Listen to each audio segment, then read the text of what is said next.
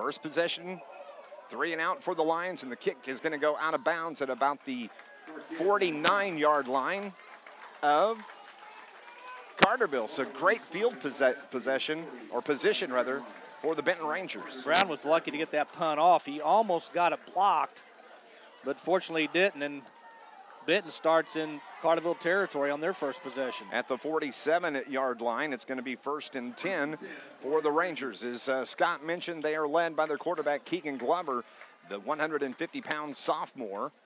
In the backfield, number 33, Tyler Butler.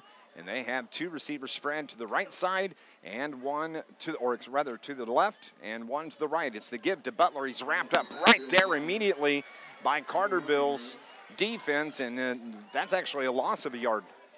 Well, a good tackle by Trevor Stewart, the junior, 5'11", 232. Came in unblocked off the right side of that offensive line and just stopped the running back for a 1-yard loss.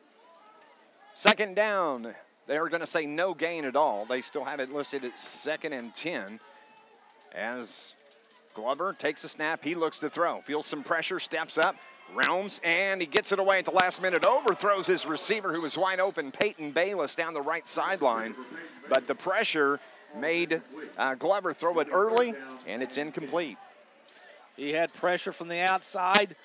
Stepped up into the pocket, almost got hit before he threw the ball, but luckily he overthrew his wide receiver because he was wide open at about the 30. 3rd down and 10 for Benton now.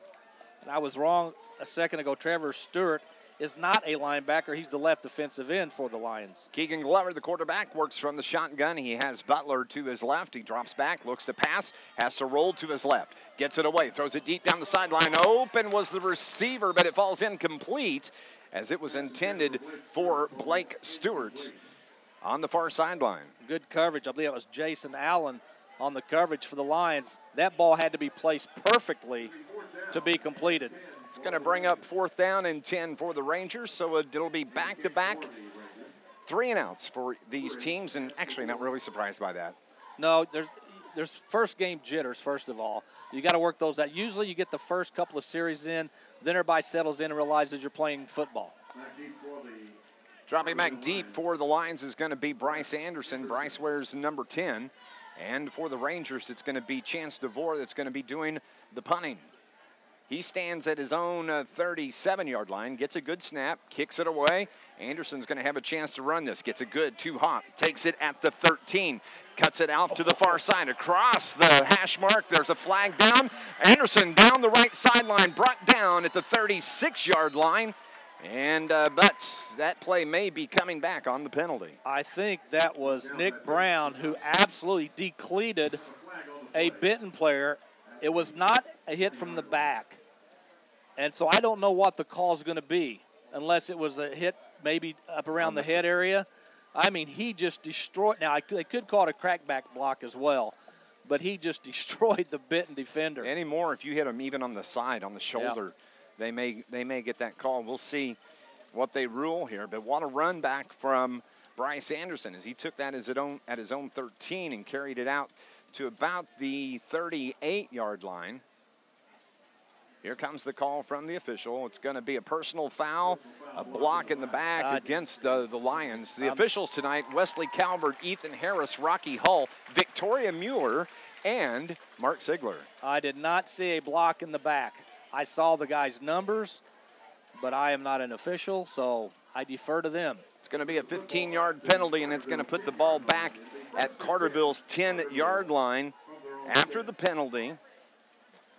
9:05 on this first quarter clock. No score. Both teams 3 and out on their first possession. So here comes Downen in the backfield with him. It's going to be Preston Sumner, and it's Rafe Tuttle that lines up as the fullback. Downen under center. 2 receivers right, 1 left. Downen takes the snap, keeps it, and it's going to be wrapped up right at the 10-yard line. No gain for the Lions. Well, so far in this game, Carterville has gained about half a yard. Benton on their first possession lost a yard on 3 downs. So the defensive lines are having their way in this game so far. Downen breaks huddle. He's going to send Bryce Anderson and Nick Brown to the left side as receivers. In the backfield now, it is Preston Sumner. Down in a quick screen to Sumner. Gets outside the numbers and is wrapped up. Gains maybe 3, maybe 4 before he's pushed out of bounds. And it's going to bring up third down now for the Lions. I'd like to see Sumner, when he gets the ball and he squares his shoulders, to just go ahead and run hard and maybe run somebody over. Exactly. Put the head down and make them tackle you. Make them think twice about tackling you the next time. Promise you, you get hit by him one time, full speed, you're going to think twice about it. It's going to be third down. And third and 3 now for the Lions. After that 7-yard gain on the pass from Downen to Sumner. So Downen, he'll operate from the shotgun this time. Third and 3. 3 receivers spread right. 1 to the left. Downen takes a snap, gives it to Sumner, runs into the defensive line and goes backwards, and he loses yardage. And that's going to bring up fourth down for Carterville. Yeah, Benton's defensive line had great penetration here early in this game. Carterville's offensive line has not been able to keep them out of the backfield. The ball sets at the 10-yard line, so that is going to be fourth and 9 now for the Lions. Benton sends 2 back deep to receive. It's going to be number 5, Peyton Swagonski. And on the far side, he didn't quite catch the number, and that's who's going to take the ball at the 46-yard line of Carterville. That is Lipinski, and he's brought down and ridden to the ground by by Nathan Dawson. And so Benton's going to start in great field position in Carterville territory. Yeah, both their possessions have started in Carterville territory. A good open field tackle by Nathan Dawson. Or that play may have ended up somewhere around Carterville's 20. First and 10 at the 37-yard line of Carterville.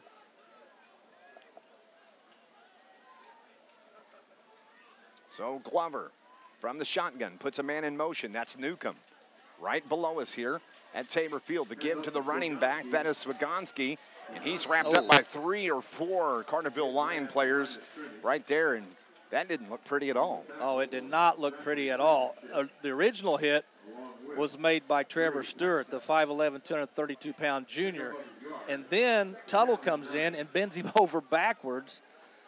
I hurt just watching that play. I heard your back pop. Yeah, I know. When that happened.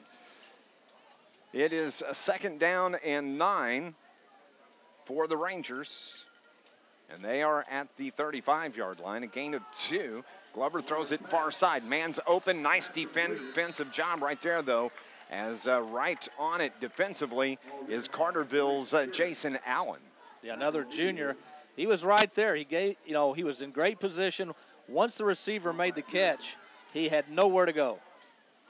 It's going to bring up third down now for Benton. It's going to be about 3rd and 5, it looks like, for the Rangers, as the ball is placed at the 32-yard line. Benton may be in 4-down territory here. I would think so. As the quarterback Glover, Keegan Glover from the shotgun, takes a snap, rolls to his right. He's looking to throw. He's going to keep it, cuts it up at the 30, outside to 35, down the sideline, ridden out of bounds by Rafe Tuttle right below us here. And a nice job by the quarterback of the Rangers. That's the first down of the game. Yeah, good job by Glover to get to the outside. He had pressure coming from the left defensive end of Carterville, and he just tucked the ball and ran for a first down. First and 10 for the Rangers, and they are in the red zone as the ball is right at the 20-yard line. No score, 5:58 remaining in the first quarter. Glover, 3 receivers left. Gives it to his running back. That's Butler. He makes his way down near the 10-yard line where Rafe Tuttle makes the tackle, and he's brought down. They're going to mark it at about the 12. Yeah, Benton's offensive line starting to get a little bit of an attitude right now. They're starting to push the Carterville defensive line off the ball. 2nd and 2 for the Rangers from the 12-yard line. A gain of 8 by Tyler Butler, the 5'8", 155-pound junior running back for Coach Justin Groves of the Benton Rangers. Great opportunity here in the first quarter for the Rangers. The first good scoring opportunity by either team. Glover works from the shotgun. Looks to throw. No pressure. Wide open. Throws it to the back corner of the end zone. Touchdown, Benton Rangers, and that is Aiden Newcomb with the touchdown catch. Well, I don't care if you're a freshman or a senior. You have that much time to throw the football as a quarterback. Somebody's going to get open. And Newcomb found the corner of the end zone. I thought he may have dropped the ball at first, but he held on near the pylon, and Benton strikes first.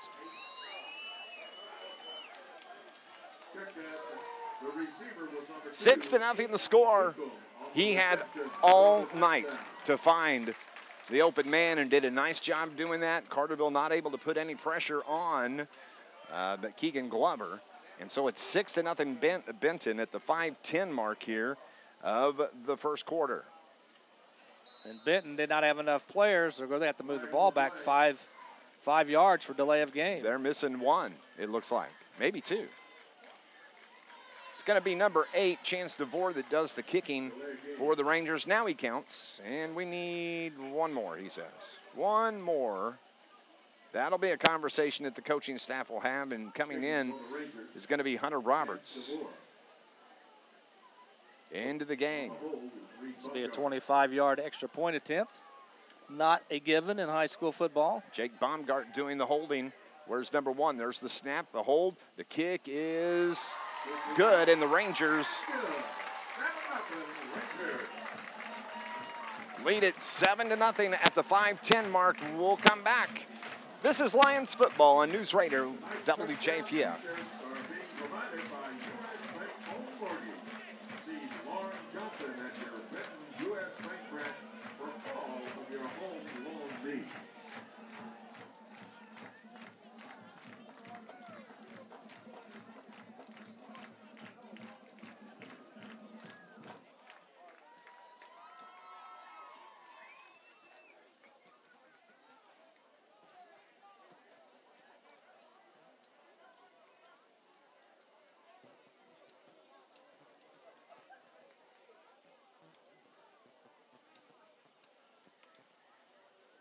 Will kick off for the Rangers.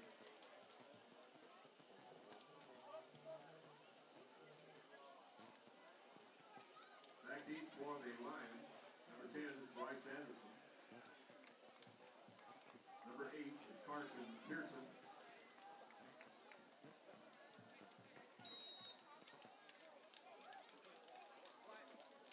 This Lions broadcast is brought to you by American Monument Company. They are proud to be a supporter of Carterville Lions sports. American Monument Company, located on South Court Street in Marion, where their monuments have that special touch. On the kickoff. Kickoff goes out of bounds. Yep, that'll help. Carterville's offense has been stagnant, to say the least. Their first 2 possessions, 2 3-and-outs. And a third and relatively short. I think 3rd and 3 on their last possession, but a handoff to Sumner trying to go to the right. Ended up losing yards, and this Carterville's going to force, well, I thought they were going to force Benton to kick off again, but a little confusion on the field right now. They were talking to Carson Pearson on what they wanted to do. And they are going to kick again, make them kick again. That's a good idea, I think. Yeah. Maybe something break along when to kind of loosen things up for the Lions. Benton scores on the 12-yard pass from Glover to Newcomb. The extra point was good from 25 yards, and the Rangers lead it 7-0 at the 5:10 mark here of the first quarter. We're glad to have you with us. This Lions broadcast is brought to you by SIH, a comprehensive network of care. Visit online at SIH.net. So, Chance DeVore, the senior kicker, for Coach Justin Groves, will tee it up one more time. I like his shoes. Those are easy to see. Bright fluorescent green. And you don't have to worry whether you can see his number or not. You know who it is. You know who it is. And that makes it easy. But he tees it up again. And deep it's going to be for Carterville, Carson Pearson and Bryce Anderson. The upbacks are Carterville's Jason Allen and Preston Sumner. Here comes the kick. And it's a good kick. It's back to Bryce Anderson. He takes it at about the 8-yard line, gets a nice block, cuts up inside the 15, and he's going to cut it back out. The ball's loose. No, he held on to it. I looked for a second like it may have come loose, but Carterville's going to start deep in their own territory once again. Yeah, it's by far his best kickoff of the game. And Carterville's got to get this offense rolling. They are going to mark the ball at the 19-yard line. And he fielded the ball at the 10, so that's only a 9-yard return after the penalty for kicking the ball out of bounds. Here come the Lions. With 5:02 remaining, it's a 7-0 Benton Ranger lead. Hopefully the nerves should be gone for most of these guys now. They've had 2 possessions. This will be possession number 3 for the Lions. It's the give to Sumner. He cuts it up on the inside, but he's wrapped up and doesn't go anywhere. Nice job defensively by a whole bunch of Benton Rangers. You know, they're just collapsing Carterville's offensive line right now. Sumner had nowhere to go. And I think Carterville's probably going to have to open the game up a little bit with their passing game to set up the running game. Spread them out a little bit. See if the passing game can get this offense going. The linebackers for Benton are just crashing down. They're just clogging that middle. Plus, like you said, the defensive line from the Rangers. Downen works from the shotgun. He does look to throw. Second down, over the top, deep, throws it over everybody. His intended receiver was Carterville's Carson Pearson. Now, he threw it a little bit too far towards the middle of the field instead of throwing on the other side of the hash marks. Third down and 11 from the 18-yard line now for Carterville. Well, this is definitely a throwing down for Coach Brett Dial. The offensive line's got to give Downen time to throw the football. From the shotgun, Sumner's the running back, and we have a whistle on the far sideline, and Coach Brett Dial wants to talk it over with his team. We're going to go on and take a quick break. We'll be back in 60 seconds. It's 7-0 Benton over Carterville on News Radio WJPF. Big thanks goes out to all of our area businesses which appear in our football program. We thank you for all your support throughout the year. I'd also like to thank all stars and speakers for donating to Benton Ranger stickers and t-shirts for the Stadium Club members.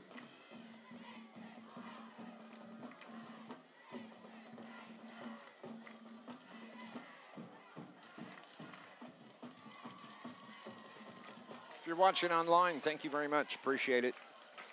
Sorry about not having the sound up there. Missed that one button.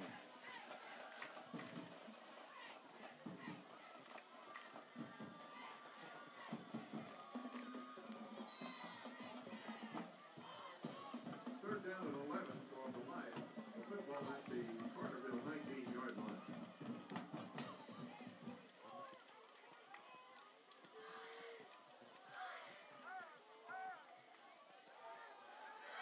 Third down and 11 for the Lions. Downen throws out, has his man wide open. That was Nick Brown, but he drops it on the near sideline, and that's going to bring up fourth down for the Lions. Yeah, hit him right in the hands. He had about 2 yards to spare before he got to the sideline, and I don't know if he took his eye off the ball, but it was right where it had to be thrown, and Carterville's going to have to punt yet again. Carterville has already punted twice in this game. This will be punt number 3 for Nick Brown and the Carterville Lions. The Rangers are going to send deep number 4, Blake Stewart, and Jake Baumgart. Both stand out at about the 40-yard line. There's the snap. It's going to be a short kick. It's terrible. It's going to go about 12 yards and go out of bounds, and that's going to be it. Great, great field position once again for the Benton Rangers. Yeah, Nick Brown's had a bad last 2 plays. First of all, he drops the first down pass, and now he shanks one to the right. And Benton has started every drive in Carterville territory, and every drive has started closer to the goal line than the last one. The ball goes out of bounds at the 27-yard line. First and 10 for the Rangers. So they could put early pressure on this Lions team if they can manage to score another touchdown. They lead at 7-0 here And we still have 4:03 remaining in the first quarter. I'm Dave McKenzie. That's Scott Hudson. First game of the 2019 season. We'll be with you for the next 9 weeks, taking on or bringing you Carterville Lion football. Keegan Glover, the quarterback. He's going to operate from under center. Hands it to Butler. Butler off the left side, right off the tackle, bangs his way out across the 10-yard line. Inside the 10, they're actually going to mark it right at the 10. That was a big first down run for Tyler Butler. Well, I mentioned in the pregame that Benton returns 4 starters on that offensive line, and they really didn't do a very good job on that first possession. But since then, they've been the best unit on the field. So that was a 17-yard carry for Tyler Butler. And again in the red zone for the Rangers. 1st and 10 from the 10. To give to Butler. He bangs his way off, runs over the defender, in for a touchdown, a 10-yard touchdown run from Tyler Butler. Benton's offense has been impressive the last 2 possessions. Both ended in scores, and they just dominated the line of scrimmage. And Carterville's defense has been out on the field a lot in this first quarter because Carterville's offense has had 3 3-and-outs. 13-0 at the 3:50 mark. A 10-yard touchdown run from Tyler Butler. And now it's going to be Chance DeVore for the extra point. The snap is low. DeVore picks it up. He's going to run it. Looks to throw back against the grain, incomplete, and the extra point is no good. So the score is going to stay 13-0. With 3:50 remaining in the first quarter, Benton leads Carterville 13-0 on News Radio WJPF.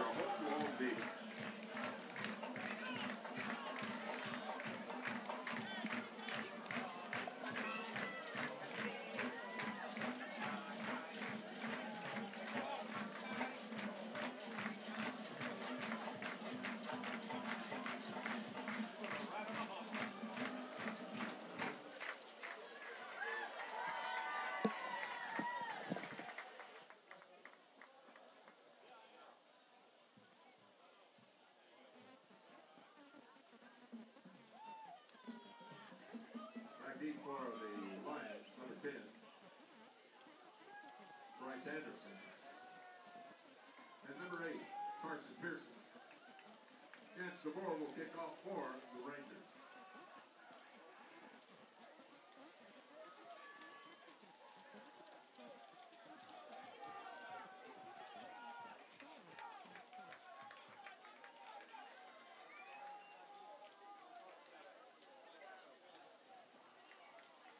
$13-0. The Benton Rangers lead the Carterville Lions here with 3:50 remaining in the first quarter. Carterville is going to take the kick. This one comes to the near side, and it's going to go out of bounds. Once again, that's 2 kickoffs for the Rangers that have gone out of bounds. We'll see what the Lions will make them do. Last time they made them re-kick. I think they're going to, well, kicker's grabbing the tee, so I think Carterville's just going to take the penalty and get their best field position of the night. Well, no, good call. That's a good call. So they will mark it. Well, I'm a little confused because the kicker's on the sideline, but they're acting like they're going to re-kick it. Yep, he's going back out there. I think the kicker was confused. I don't think he realized Carterville was going to accept the penalty. It was a 12-yard touchdown pass from Glover to Newcomb for the first touchdown for the Rangers, and then a 10-yard touchdown run from Tyler Butler. Yep, that's where we stand right now. Carterville's going to get the ball at the 40. They're going to have the ball at the 40 with 3:50 left here in the first quarter. 1st and 10, Carterville. 1st and 10 from their own 40. Eli Downen. It's the pitch to Preston Sumner. He gets to the outside, cuts it up the right sideline, had one man to beat, and he's pushed out of bounds. That's the first positive yardage running-wise we've seen from the running back for Carterville. About a 14-yard pickup around right in, and what the Lions did, a quick pitch to Sumner. It did not allow that Benton defensive line to get through and clog up the play. So Carterville's got something going here as they get into Benton territory for the first time tonight. It's 1st and 10 from the Benton 45. The first down in the game for the Lions comes at the 3:43 mark of the first. Down and under center. Takes the snap, fakes the pitch, inside handout, ball on the ground. And the Rangers may have recovered it. They're saying they have the ball. A quick pop, and the Rangers do get the first turnover of the game. A fumble by the Lions after their first down, and they shoot themselves in the foot on that play. Yeah, poor exchange from down into tunnel. I don't know whose fault it is. Either way, it's a turnover, and it comes at the worst time. Carterville finally had their first positive play of the game, and then they turn the ball right back over, and Carterville's defense is back on the field yet again. So the Rangers quickly, they want to get out there and try to put more points on the board. 3:38 on the clock. Glover looks to throw. Again, no pressure. Here comes Smolak after him. He rolls outside, gets a block, going to keep it, makes a move just short of the 50, and he's brought down across midfield at the 48-yard line. And a gain of about 5, maybe 4 yards for the Rangers. Well, a good job by Carterville's secondary, because he had a lot of time as he's rolling to the right to look downfield, and nobody was open. So Carterville's secondary did their job on that play. It's going to be 2nd down and 6, it looks like, from the 48-yard line. Glover under center. He hands it to Butler, and he's wrapped up immediately by Carterville's Nick Brown. No gain for the Rangers on that run. Nice job by Nick Brown. Yeah, he just came in from the right end, was not going to allow the running play to get to the outside, forced everything to the middle, and he made the tackle. No gain on the play. They're at the 48-yard line. They call no gain. 3rd down to long 6. So that's going to be 3rd down and 6 for the Rangers. This is a big 3rd down for Carterville. They need to get the ball back. Yes, they do. 2:22 remaining in the first. 3 receivers left. Glover completes the pass over the middle to Trey Hosick. And that's enough for a 1st down as the ball's placed right at the 40-yard line. Yeah, he got enough yardage plus a yard. Just a quick hitter at about the 40-yard line. The receiver goes down, stops in the open area, and Glover hits him right on the numbers. 1st down and 10 at the 40-yard line of Carterville. Keegan Glover, the quarterback, the sophomore, 150 pounds, takes the snap, gives it to Butler. He trips up, and he's brought down just across the 40. We're just going to keep it right there. 2nd down and 10 now for the Rangers as the clock makes its way to the 2-minute mark. It'll be 2nd down 10. The officials marked the ball short of the 40. Not a good call. He was across when that ball hit the ground. But yeah, we'll take it. Yeah. Carterville's looking for anything positive right now. Absolutely. 2nd down, still 2nd and 10 for the Rangers from the 40-yard line. Glover looks over the defense, takes the snap, wants to throw, looks to throw.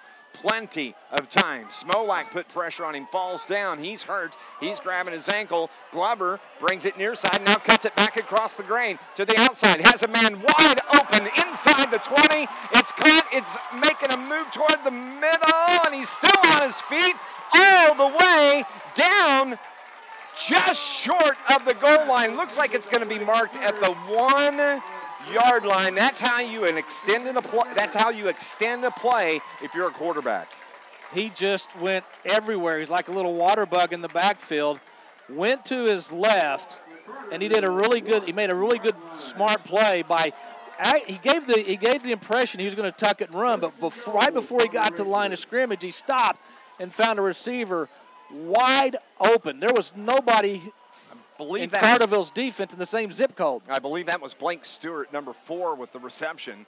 The ball is at the 1-yard line. It's 1st and goal from the 1 for the Rangers.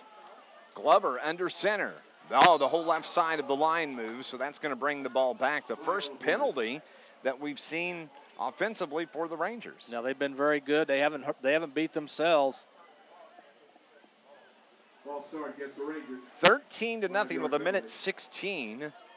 I think, Dave, at some point, and you know, one thing at halftime, coaches make adjustments. I'm sure Coach Dow is going to go in and make adjustments at halftime. I mean, we're still in the first quarter, I know, but they've got to find a way to get more pressure on Glover when he's passing the ball. Carterville's only rushing 3, at times maybe 4. You've got to find a way to make him throw that ball early. All right, so it's first and goal from the 6. Glover rolls to his right. Looks to throw. Man cutting across the back of the end zone at touchdown as that is caught by Peyton Bayless.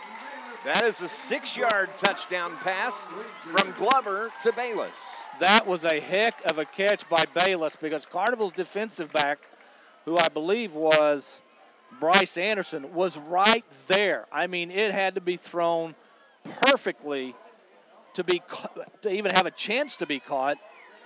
And it was, and Glover does not look like a sophomore quarterback right now. No, he does not. As it is 19-0 now. Benton coming out to kick the extra point, or they're going to go for 2, trying to make up for the missed point earlier, and they give it to Butler. He powers his way in. And the 2-point conversion is good.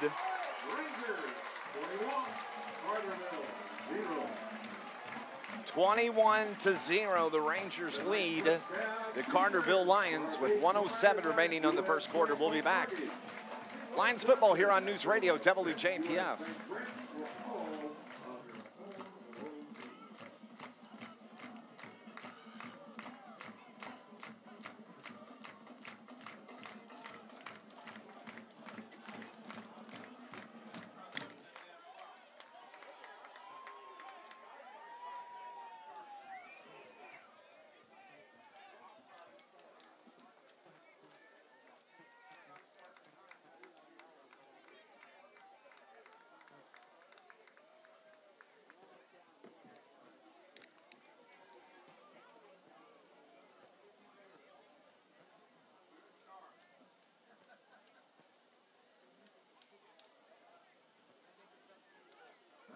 Carterville.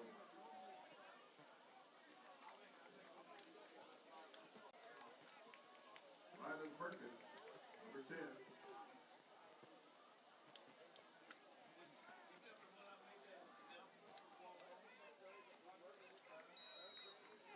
Back at Benton, 21-0. The Rangers lead the Carterville Lions as the kick right down the middle. It's taken by Carson Pearson.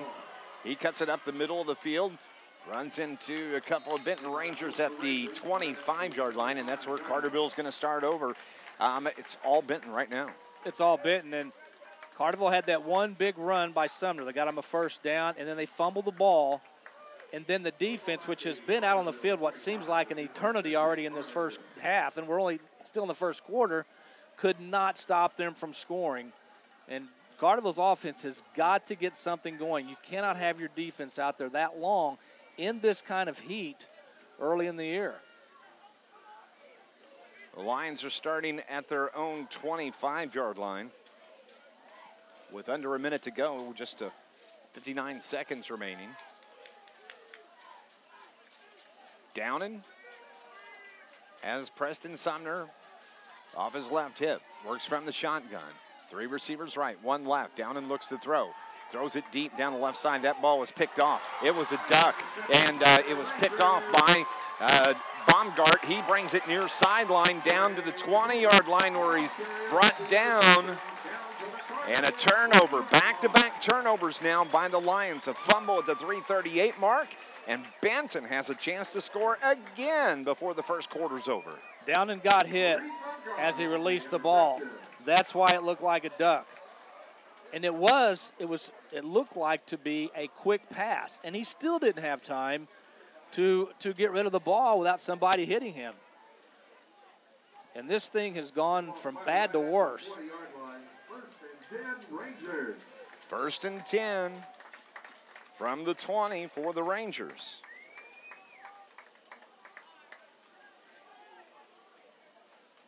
Glover takes the snap, screen to the left side to Butler. He cuts it toward the outside, inside the 15, down toward the 10, where he's finally brought down. And that may be close to a first down for the Rangers as well. Yeah, he never met a Carterville defender until he was about 5 yards downfield. Just a little quick flare out to the left flat, and then he had a lot of room. He could decide which way he wanted to go, inside or outside. He had that much time. It's going to be 2nd and goal from the 9 now for the Rangers. 37 seconds remain in the first quarter, and the Rangers already lead it 21-0.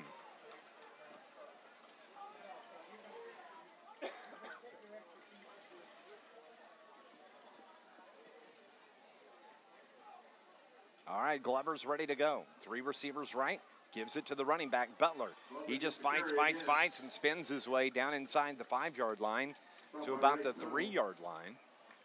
Yeah, your defensive linemen don't have to make the tackles, but what your defensive linemen have to do is hold up those guards, tackle, and center to keep them from getting that surge off the offensive line. If you can do that, then your linebackers are the ones that can come up and make the tackle. So Benton is going to have the ball as the first quarter ends, 21-0. It is the Rangers on top of the Lions. We'll be back. Second quarter action next here on News Radio WJPF.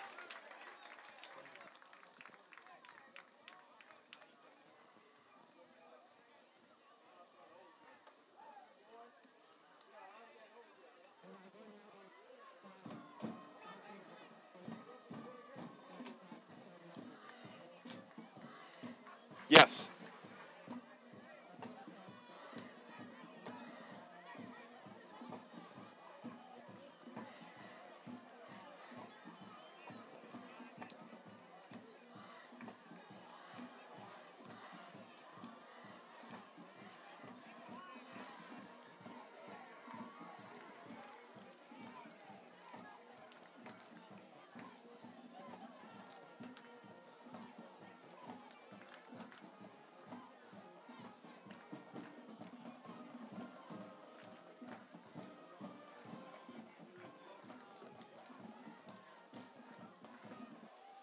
Thank you for listening here on News Radio WJPF. It's the give to Butler. He's wrapped up right there by the Carterville defense, but he keeps the legs moving, and he moves the pile inside the 5. Down to about the 1-yard line. He gained about 3 yards after the initial hit. I think the initial hit was by Nick Brown. Then he had 2 other Carterville Lions hanging on him. And he got down. They're going to say he's at the...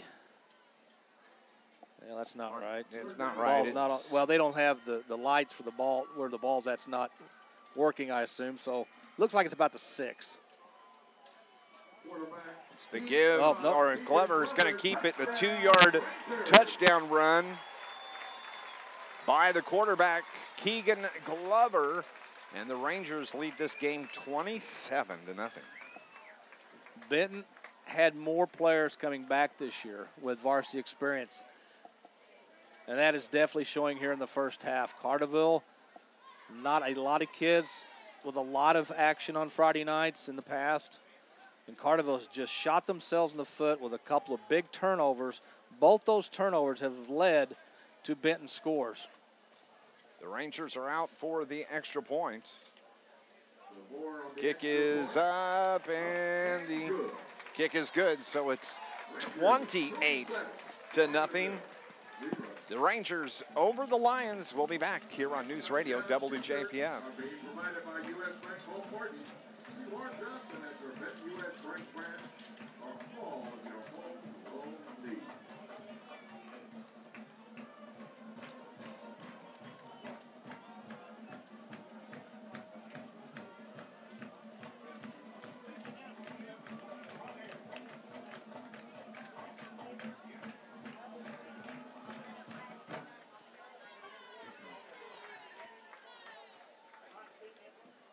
Attention, please. Miss Jamie Cornell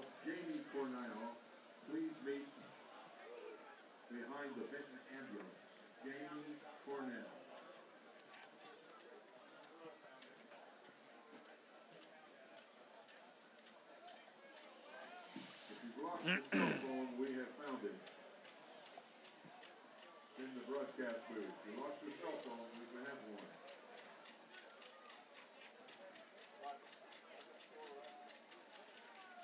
This Lions broadcast brought to you by the International Brotherhood of Electrical Workers, Local 702, proud sponsors and supporters of Carterville Lions Sports, IBEW, Local 702, providing a better lifestyle for members, a better life for all. 28-0, now just underway here in the second quarter.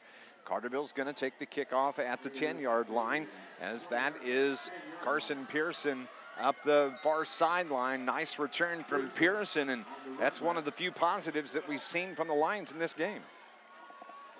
Well, Carterville can't worry right now about scoring 28 points in the second quarter. They have to worry about winning this quarter. They have to be the better team this quarter. You would like to cut that lead in half going into halftime, but Carterville's got to start playing much better on both sides of the ball. 1st and 10 from the 38 for the Lions. Downen brings his troops to the line. He works under center. 2 receivers right, 1 to the left. It's the pitch to Preston Sumner. Looks to get the block. Cuts it at the 35-yard line. Cuts back. Keeps his balance. He can pick up a couple of offensive yards here. Gets the block on the outside. 1st down, Carterville, on a nice job by Preston Sumner and the Carterville Lions. Well, he did a good job of reversing field. I thought he was going to get caught in the backfield when he did that, but he had enough quickness to get away from the defender. Eli Downen threw a block. He got a block from his wide receiver on the far side to open that up. The ball is at the 50-yard line, a gain of 12. 1st and 10 right at midfield. As the clock rolls under 11 minutes. Only the second 1st down for the Lions in this game. Downen from the shotgun. 2 running backs left and right. He's going to keep it. He's wrapped up, and he's going to be brought down right at the 50-yard line. No gain. They fake the handoff to Tuttle coming across, but there was nothing there. Well, Benton blitzed one of their linebackers through one of the gaps, and if it weren't for Downen's size and strength, that would have been a 3-yard loss, but he was able to at least get back to the line of scrimmage. There's a lightning delay in Carlisle as Nashville is at Carlisle. We can't see any lightning to our north where we're located here at Tabor Field in Franklin County. It is 2nd down and 10, the ball right at midfield. Downen throws it to the far side. It was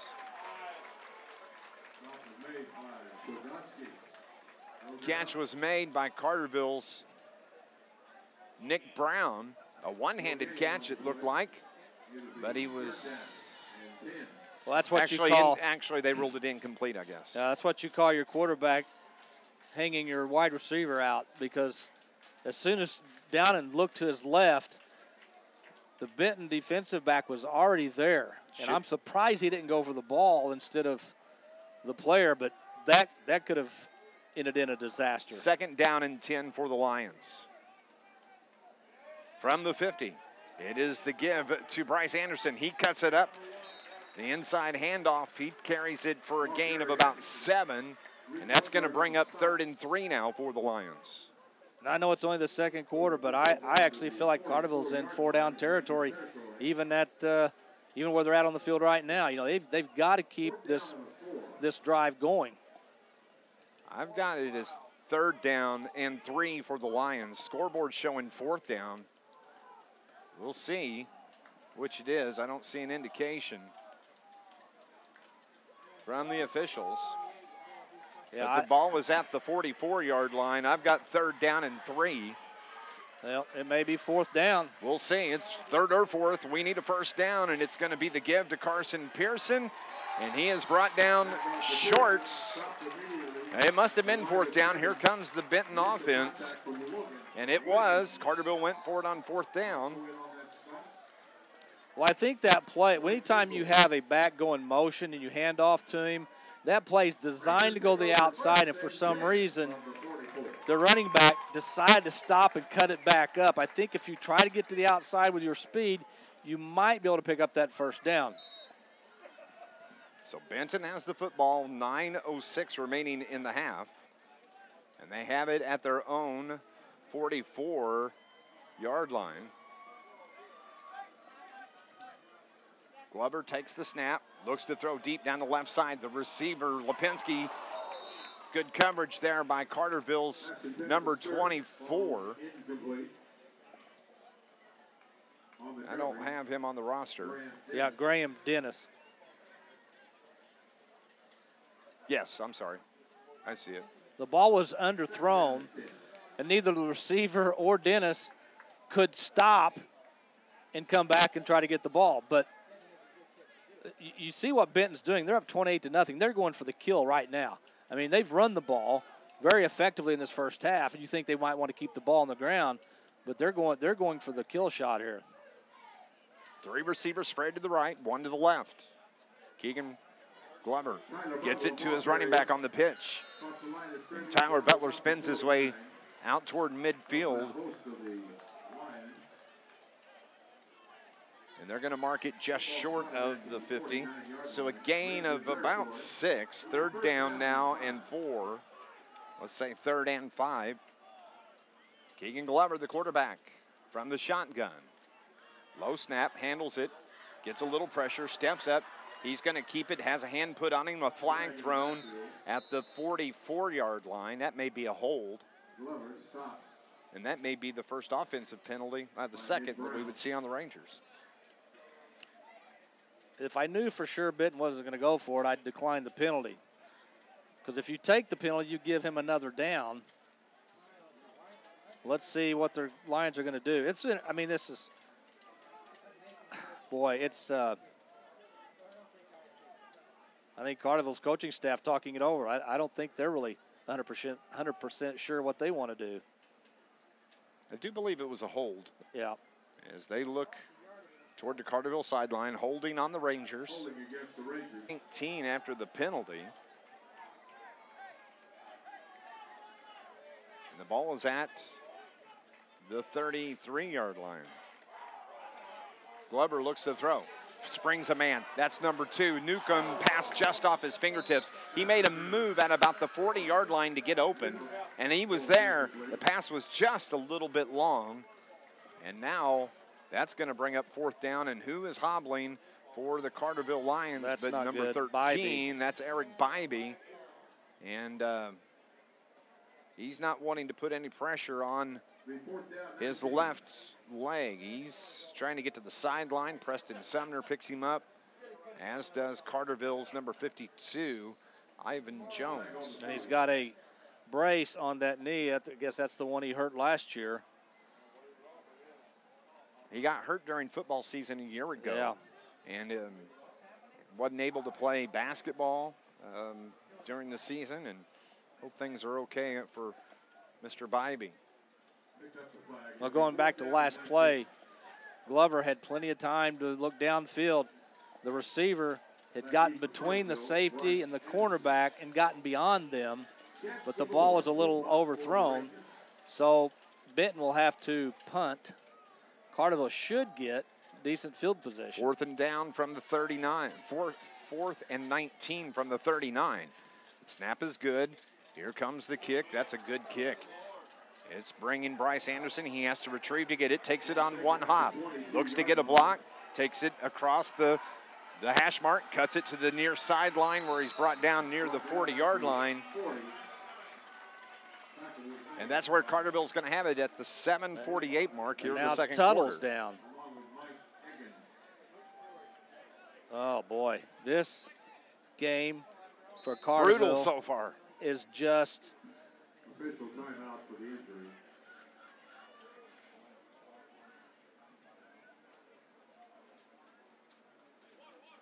Trainer Mike is out to talk to Tuttle. You can obviously see that he's in some pain. Here comes 7:48 remains here in the second quarter. It's going to be 1st and 10 for the Lions from the 40-yard line.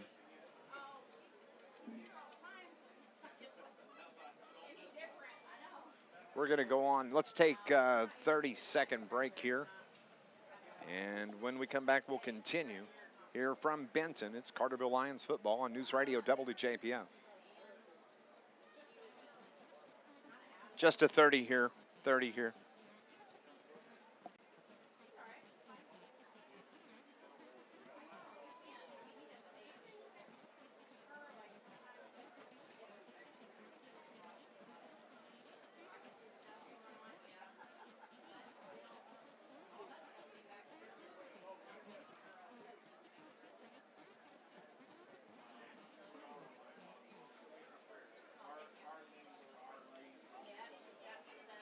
This Lions broadcast is brought to you by Tony Gates State Farm. State Farm with more drivers than any other company.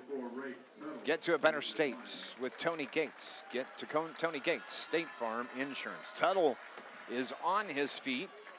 That's a good sign. That is a fantastic sign, and as he's trying to stretch out, you can see that he's limping a little bit. But that is a good sign. The initial reaction of him on the ground, thought it was much worse than that, but he's able to walk off under his own power. 7:48 remaining here in the second quarter, 28-0. The Benton Rangers lead the Lions, and Carterville just needs something positive to kind of open things. But as you said, Carterville's just got to do something positive, especially offensively. Offense has just been non-existent. 1st and 10 from the 40. A.J., Anna Jonesboro, and West Frankfort. No score at the end of one. It's the give to Preston Summer. He tries to stretch it out to the far side. Across the hash, makes a move, spins it back against the grain where he's hit right there. And all the running, and really maybe actually lost a yard. It looks like they're going to give him back to the original line of scrimmage right at the 40. Yeah, I think at some point what Sumner has to do on running plays, he's just got to make up his mind. I'm going to go north and south. I'm not going to try and stop and cut back and go the other way. At some point, you got to lower your shoulder. He's bigger than a lot of the kids on the Benton team. You got to punish them. You got to lower that shoulder and run them over. You have to be willing to take the hit too, exactly. You have to be willing to take the hit. Eli Downen from the shotgun. 3 receivers right. Takes the snap. Throws it deep down the left side. Bryce Anderson was the receiver, but too far out of his reach as the ball was about 4 or 5 yards ahead of him. Incomplete. 3rd down and 10 now for the Lions from their 40.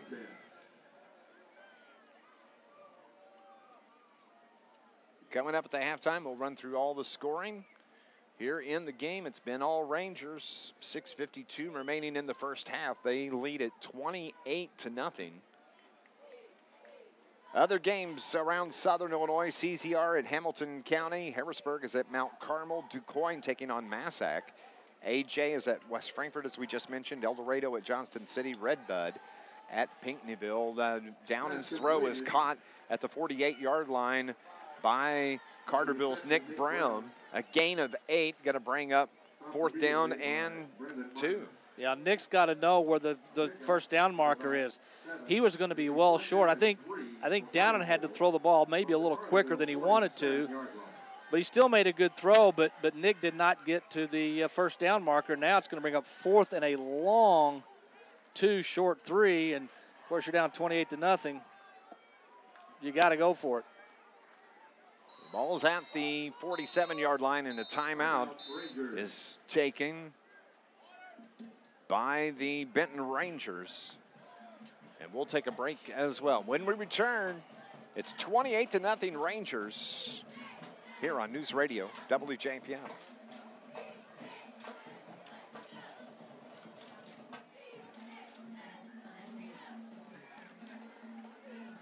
You okay on your end?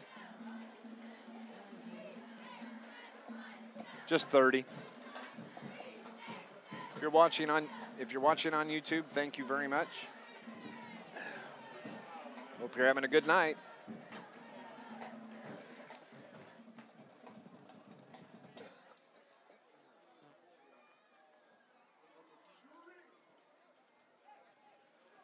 .6:13 on the second quarter clock. Dave McKenzie along with Scott Hudson. 28-0.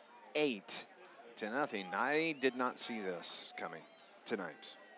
No, I didn't. I think the most surprising thing to me is that Carterville hasn't scored yet. To me, I figured this offense would probably put some points on the board. I was more concerned about the defense going in the game, but this is really surprising. Down and screen to Sumner is bobbled. He gets it back, and it's a loss as the defender for the Benton Rangers, number 5, Peyton Swagonski, was right there to blow that play up. It's a loss of yards for the Lions. And Benton's going to have fantastic field position at about their own 40-yard line with 6:07 on the clock. They try to get Sumner outside quickly. The only time they've had success was when they pitched the ball to Sumner earlier and got him to the outside quickly. Again, Benton had the play diagnosed. They had a defender in the backfield. Luckily, it was not picked off. That's probably the kind of play that Downers just got to just take off and run himself. Glover gives it to Brendan Miner, who battles his way, a gain of about, looks like 7. Brendan Miner, the carrier. So it's a gain of 7. It's going to be 2nd and 3 from the 33 for the Rangers.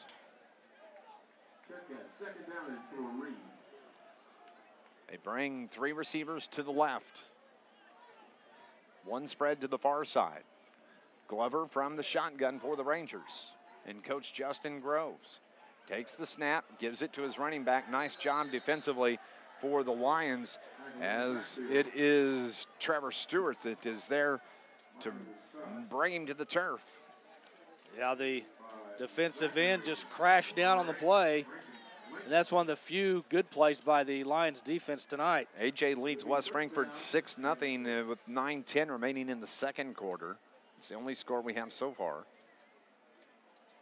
It's going to be 3rd down and 6 for the Rangers. The ball at the 37-yard line. Keegan Glover looks to the near sideline at the coaching staff. Just below us here for Tabor Field. We're on the far sideline from the Carterville fans. Carterville traveled well tonight. Great crowd on the sideline. Glover takes the snap from shotgun. Plenty of time, plenty of time, plenty of time. Now he steps up in the pocket. He's going to run with it. Brings it near side where he's run out of bounds at the 20-yard line. There's a flag at the 42. And that's probably a hold. Yep. Yep, going to bring it back. 4:32 on the clock. But the play is going to be brought back after the penalty. Holding the call against the Rangers. It is a hold on the Rangers. It'll be a 5-yard penalty. They'll walk it off. Actually 10. It's from the place, the spot of the foul. So that puts the ball at the 50-yard line. Outside, he steps up. He's brought down from behind. Nice job by Carterville's Nick Brown to run him down, and that was a great defensive play from Nick Brown and the Lions. No question, that was the best defensive series for Carterville in this first half. So it's bringing up 4th and 25. Carterville finally forces a 4 and out, as the Rangers are going to have to punt with 4:02 remaining. DeFore will do the punting. Chance, number 8. So Carterville has an opportunity to put some points on the board. Here heading, that would be a victory, a moral victory heading into halftime if they could hang a 7 on that scoreboard and cut that lead to just 21. I agree. DeVore gets the snap. He's punted well so far in this game. Bryce Anderson calls for the fair catch, bobbles it, and he can keep running. No. He could. No, you call for a fair catch. You got to fall on it. You can't advance a fair catch. And he put his hand up for the fair catch and then bobbled it, and the ball hit the turf, and he picked it up on one hop. And but they're going to call it right where he touched the ball, and that is at the 20. Delay. A little, you never really know what to expect in week 1. We said this score's a little surprising. I think that's a little bit of a surprising score up in Waterloo. Waterloo last year did not win a game. 1st and 10 from their own 23-yard line. As we have a whistle and a timeout. It's taken by the Rangers. This Lions broadcast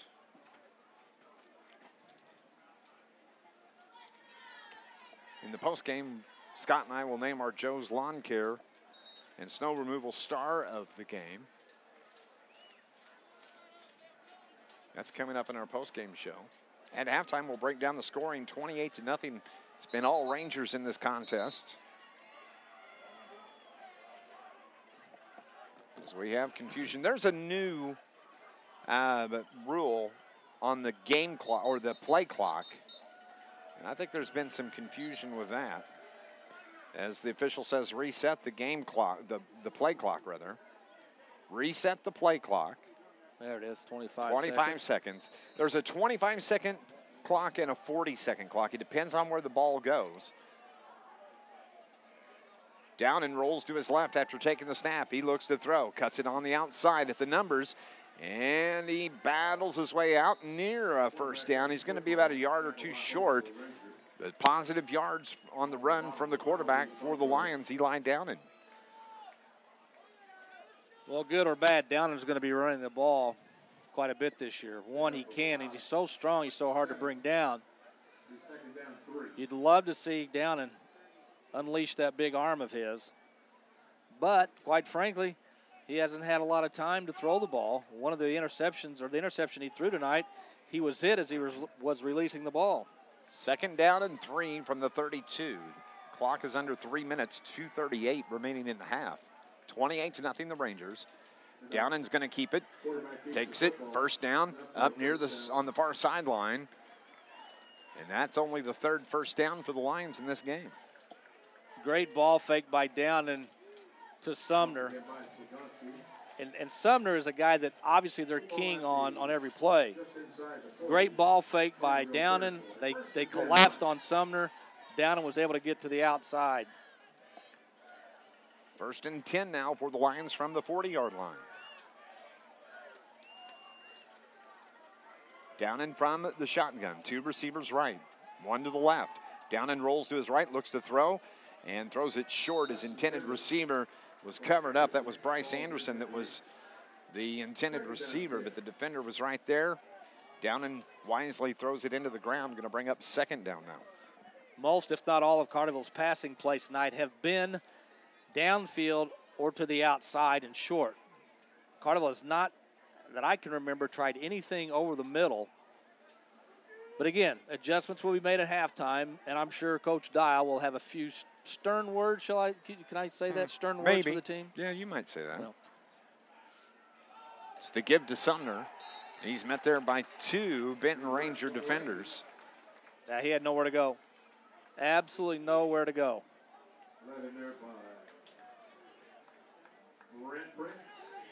So they're going to place the ball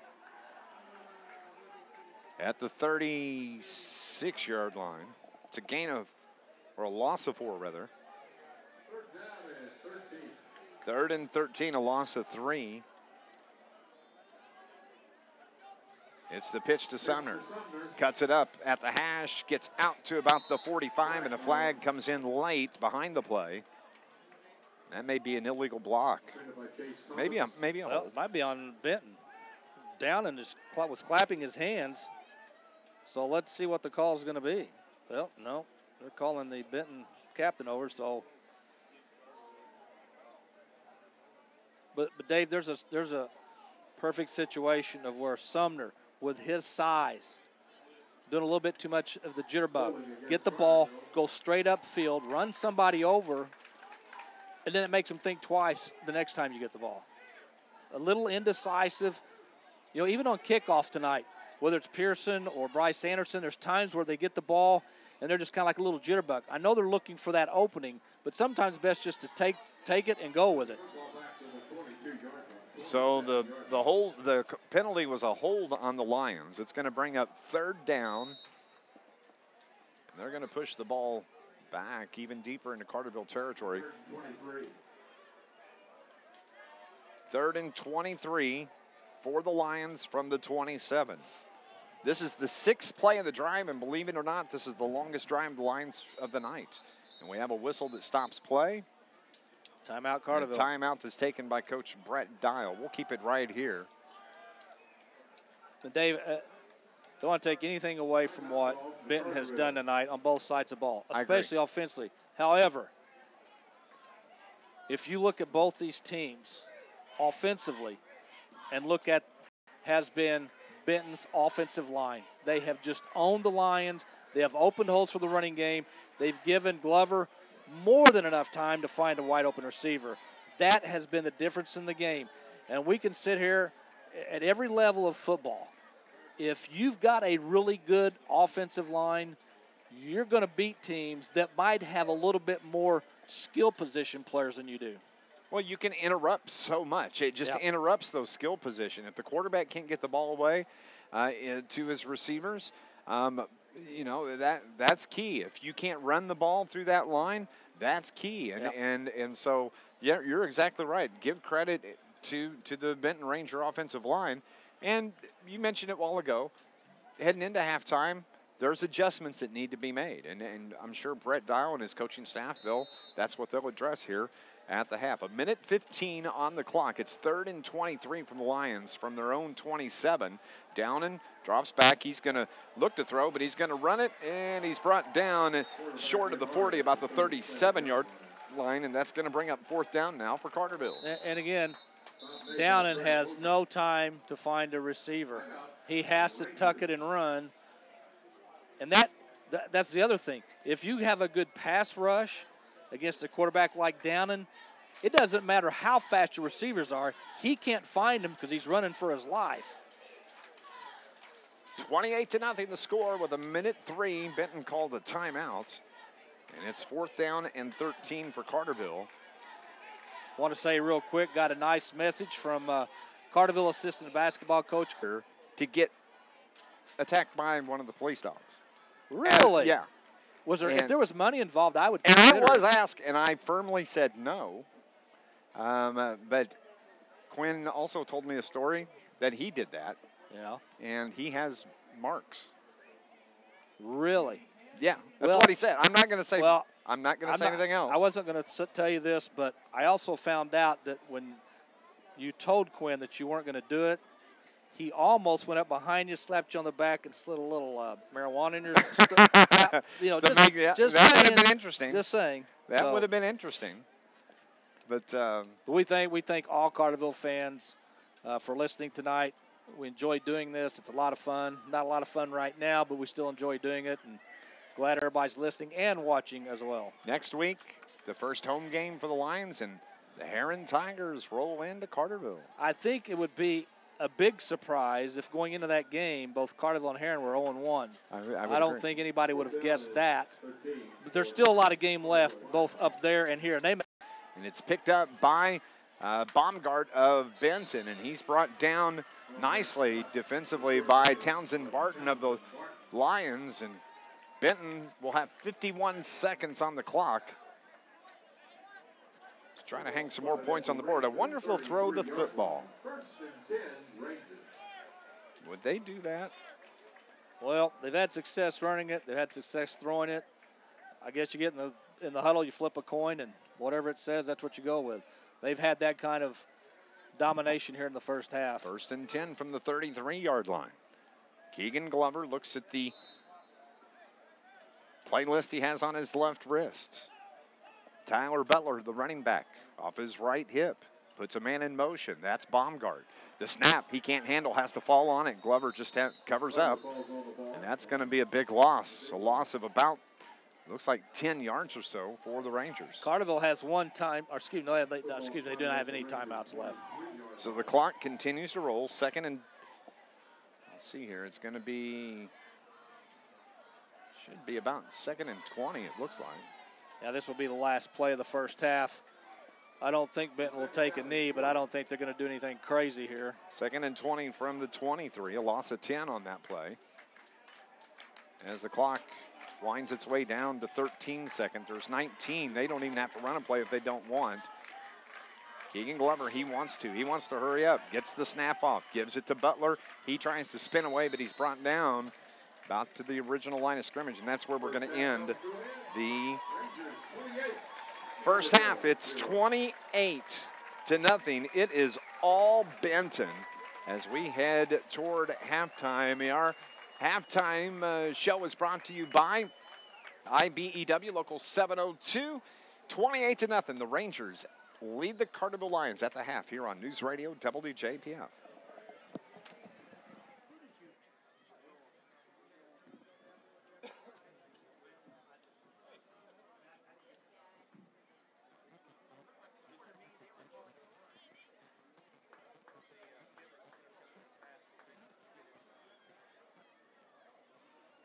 I think I may have at the moment, but I don't remember who it was.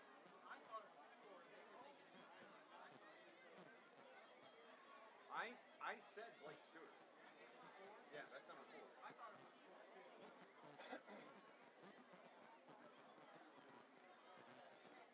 Thanks for watching on our YouTube channel. Appreciate it.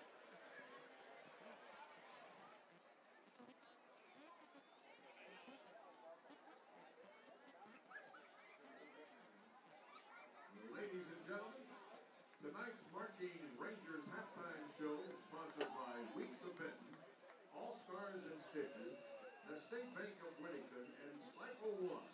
The Marching Rangers are here to kick off a strong season with Cupid Shuffle and El Conquistador.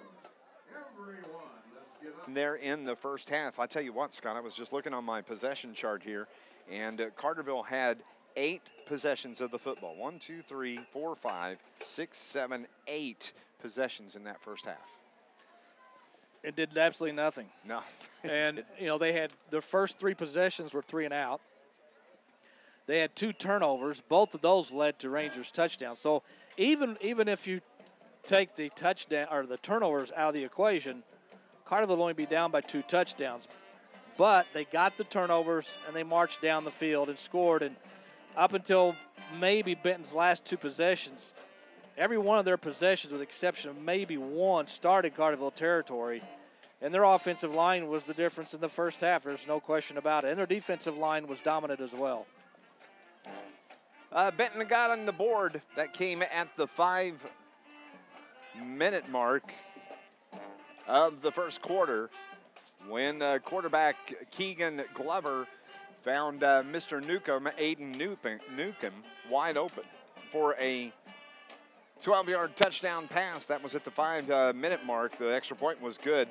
Benton led it 7-0. Carterville punted the ball away on the next possession, 3 and out, and then it was a 10-yard run from Tyler Butler at the 3:50 mark. The extra point was no good, and Benton led it 13-0 at that point. Carterville gets the ball back. On the second play from scrimmage, it was a fumble, and that gave the ball right back to the Benton Rangers. They were able to go 6-yard touchdown pass from Glover to Bayless at the 1:07 mark. The 2-point conversion to make up for the mixed extra point was good. Almost like, oh no, here it comes, instead of fighting through adversity.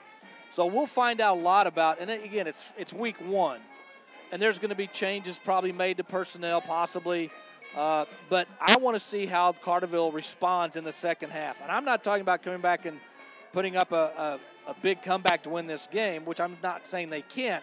I want to see this team come out and play hard. I want them to not look at the scoreboard and realize they had a very bad first half and let that affect the way they play in the second half. Truthfully, they're lucky to only be down 28-0. Yeah. I mean, it could be a whole lot worse than what that scoreboard says right now. And so they have an opportunity to maybe come out. Benton's going to have the ball to start the half, though, as they won the toss and they deferred. So Benton will have the football to start the second half. But if Carterville could come out and on that first possession, maybe the second possession of the half, if they can put 7 points on the board and kind of get to feeling good about themselves, they need something positive to happen. That might help turn things around. This game isn't over. No, it's right not now. over. And the reason it's not is because you know the firepower that Carterville's offense has. But you look at Carterville, I think Carson Pearson and Rafe Tuttle are only 2 starters coming back that played both sides of the ball last year. You got a lot of kids playing more minutes than they've ever played before. You've got a new head coach. You've got new quarterback, new running back, new scheme, and it just hasn't worked right now. And I'm not making excuses for Carterville because they got beat up in that first half. But I think there's enough talent there that if they can get the right mindset, if they can get something positive to happen early in the second half, they might be able to come back and make this a game. Don't forget, injury-wise, one that we didn't like seeing was Eric Bybee being held to the far sideline. Rafe Tuttle goes down with an injury, but he was able to walk off under his own power. On a warm, muggy night here at Tabor Field, we're just at the half, and it's 28-0. We're going to go on and take a break, and when we come back, we'll continue here as it's game 1 of the IHSA 2019 football season. We'll run through some of the other scores that we can find. will continue here. Lions football on News Radio WJPF.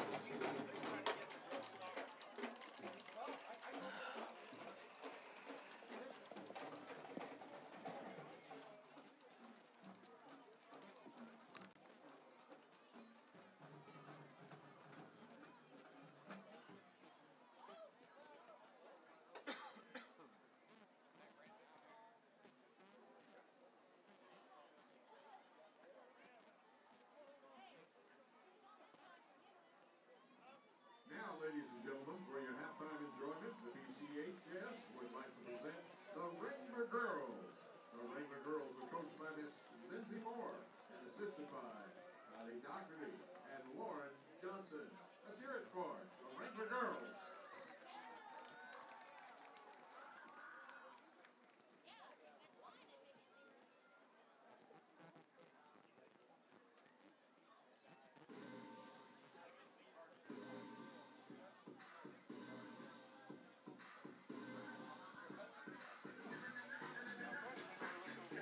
This Lions broadcast at the half is brought to you by IBEW, International Brotherhood of Electrical Workers, Local 702, proud sponsor and supporter, Carterville Lions Sports. IBEW Local 702, providing a better lifestyle for members, better life for all. 28-0 as we're still at the half here at Benton. Week 1, Scott Hudson, and man, where did the summer go? I didn't have a summer. No, you didn't. Up until about 2 days ago, I was not even ready for this. But, man, it's hard to believe. A week ago, we were at Meet the Lions. Great event put on by the athletic booster department, and great crowd, great weather, good food, just a good event. Yeah, it was a big, big crowd. And, the people came out, supported the Lions that night, looked across the way, and a huge Carterville contingent here tonight. I mean, the bleachers are full, to the left, to the right. There's people crazies standing. are here tonight. And, I'm sure they're just as disappointed as anybody else. But, coming into this season, a lot of excitement about this team. Next week, the Lions will have their first home game when the Heron Tigers come to Carterville. Week 3, we're going to go to Murfreesboro and take on a Murfreesboro team. Probably picked one of the top football teams in Southern Illinois coming into the season. So what you're saying, it doesn't get any easier after tonight. I guess that's what I'm saying. and then just for grins. Yeah, that and grins. You get DuQuoin after that. After that. Week 5, we'll go to Anna Jones for on play. Week 6, we're going to come back and play Nashville at home. Week 7, we go to Sparta. No, we're home against Sparta. Yes. Week Don't 8, say that ever again. Week 8, we go to Pinckneyville. And then Correct. week 9, Mascoutah is going to come and play Carterville for the first time this year. Yeah, Mascoutah, a big school. A bigger school than what Carterville's played in recent years in week 9.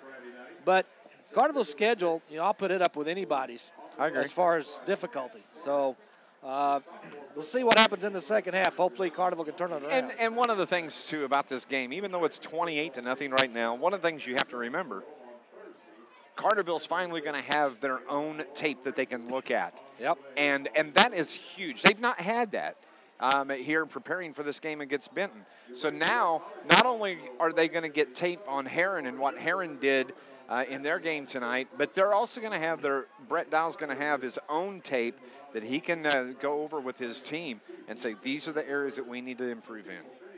And that's huge. Yeah, it is. And I think it all starts on the lines, both offensive and defensive. You've obviously got talent in the backfield with Downen, Sumner, then you got the wideouts in Pearson and Anderson. Not to mention Tuttle, and we hope that he's able to come back, if not this game, next week. But if you don't have time to run the ball, if you don't have time to throw the ball, I don't care who you have in the backfield. Just the opposite for Benton that first half.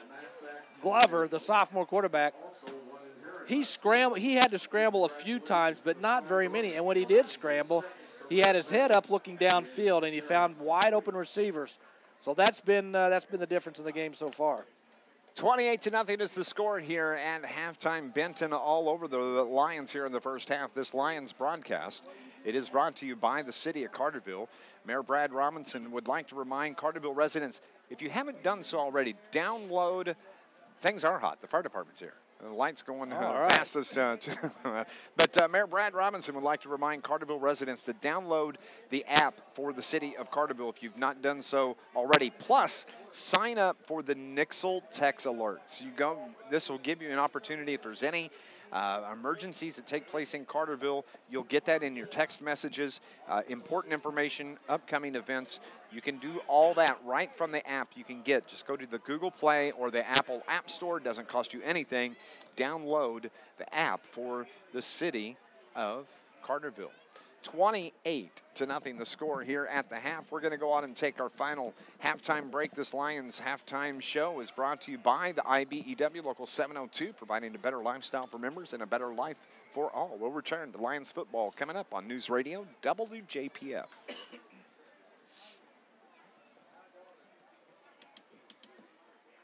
Oops. Yes, just a 30.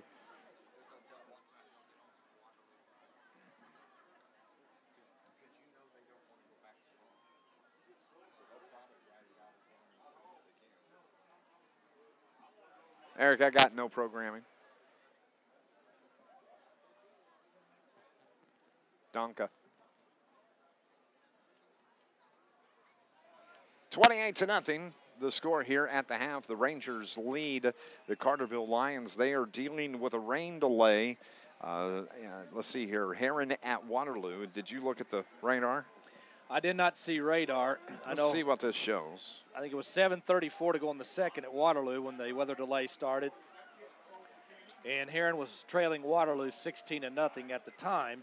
Of course, we had the other score. AJ was beating West Frankfort 6-0. Of course, AJ almost in the same boat as Carterville as far as returning starters. Not many seniors, playing a lot of sophomores and juniors. Frankfort had their star quarterback back this year. I thought Frankfort might win that opening week game, and of course it's still early. They might come back, but I think just a lot of surprises to this point. Of course, we haven't gotten any scores on Carbondale Murfreesboro yet, but a lot of things left to be determined. Benton back out on the field now, doing their pregame warm-ups. Carterville just now returning. And I'm sure Coach Dial had a few choice words for his team.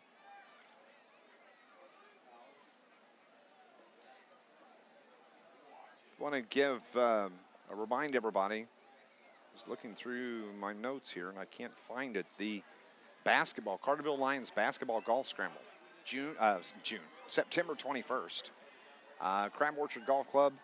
I get a hold of Coach Matt Crane or Coach Shane Hawkins if you would like to play, or if you would like to sponsor a hole.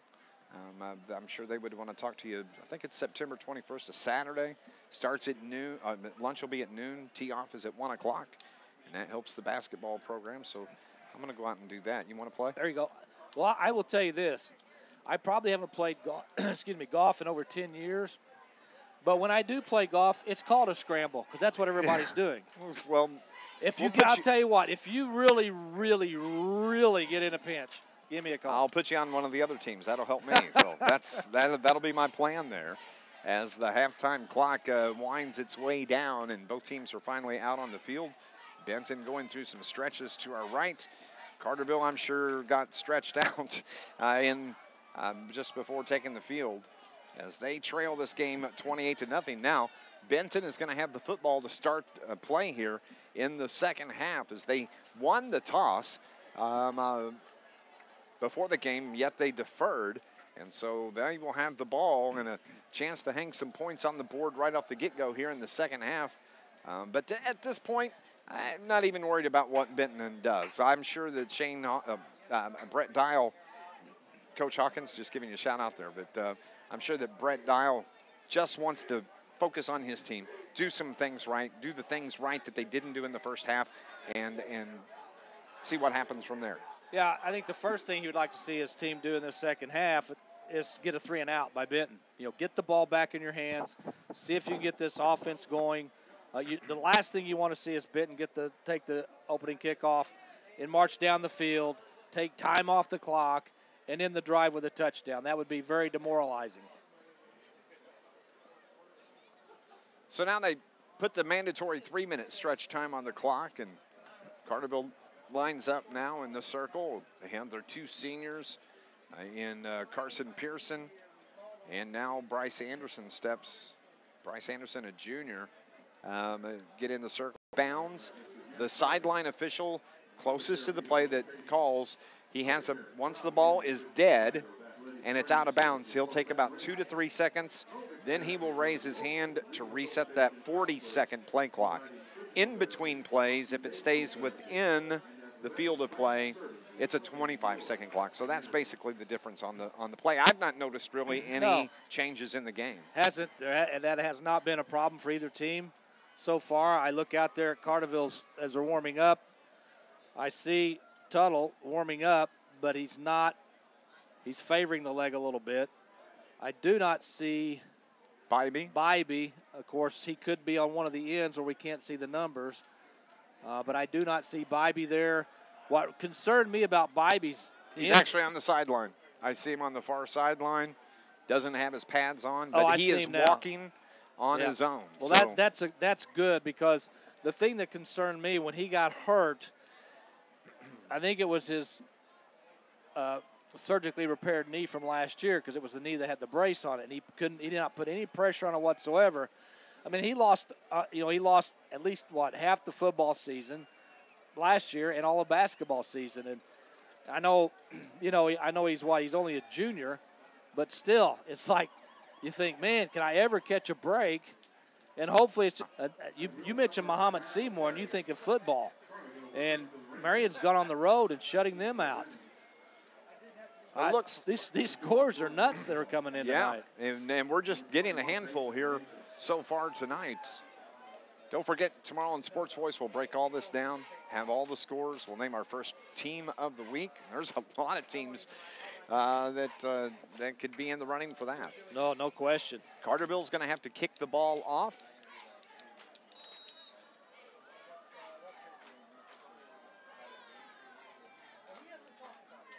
The officials here tonight, we're going to give a shout out to Victoria Mueller, female official. Yeah. The game. I think it's the first female That's the first official time I've done a game. I think an official, a female in IHSA, and she's over on the far sideline, working tonight with Wesley Calvert, Ethan Harris, Rocky Hall, Mark Ziegler.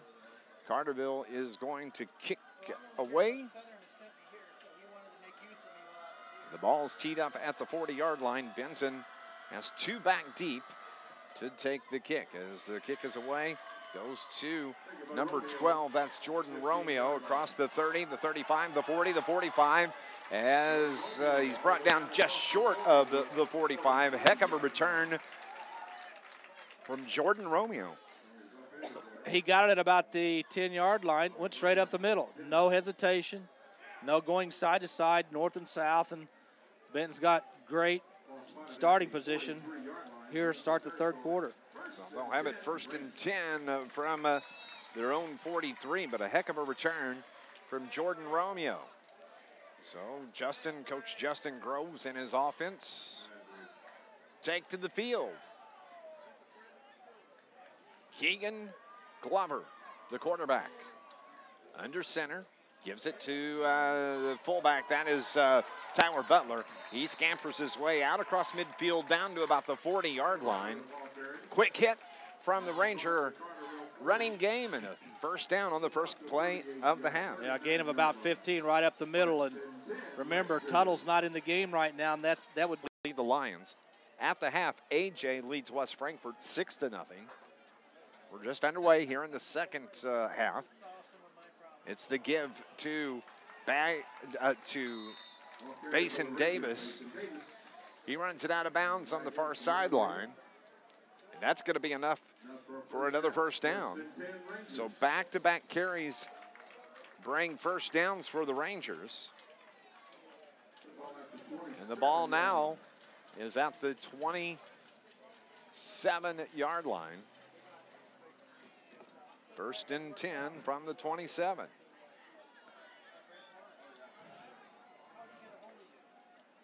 Glover operates from under center.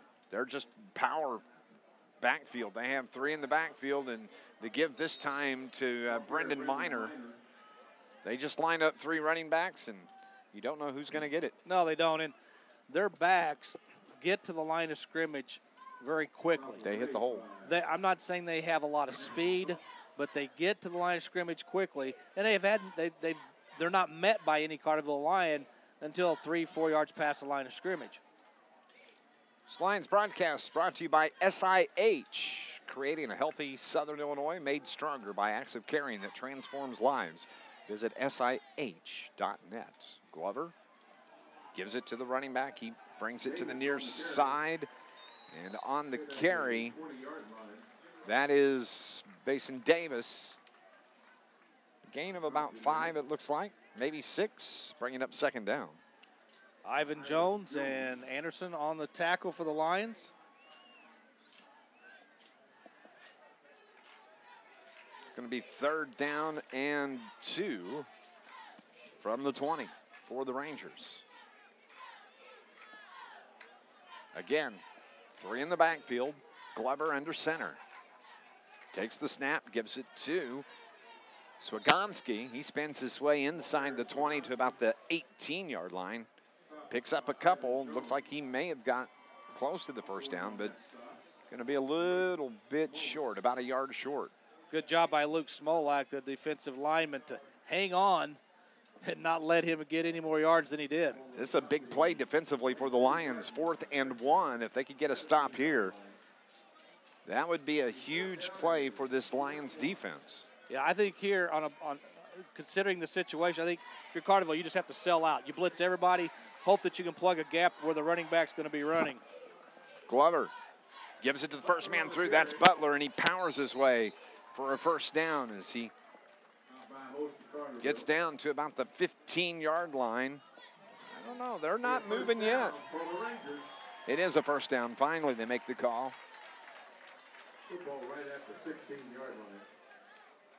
That was power on power right there, though, and Butler won the contest. Yeah, he did. He got met just at the line of scrimmage, but had enough power, as you said, to fall forward for the 1st down. 1st and 10 now from the 16 for the Rangers. It's the give to Swagonski. He brings it off the left end down to about the 10-yard line. A gain of about 6, so it's going to bring up 2nd down and 4 from the 10. They faked the handoff up the middle and got the back coming around to the left side. And anytime you have success running the ball up the middle, you're going to have success running the ball out to the outside, because Carterville's expecting the big back to be running in between tackles, and then boom, you hit them with something to the outside. They're going to stick with this running game, and a timeout is taken by Coach Justin Groves. We're going to go on and take our first.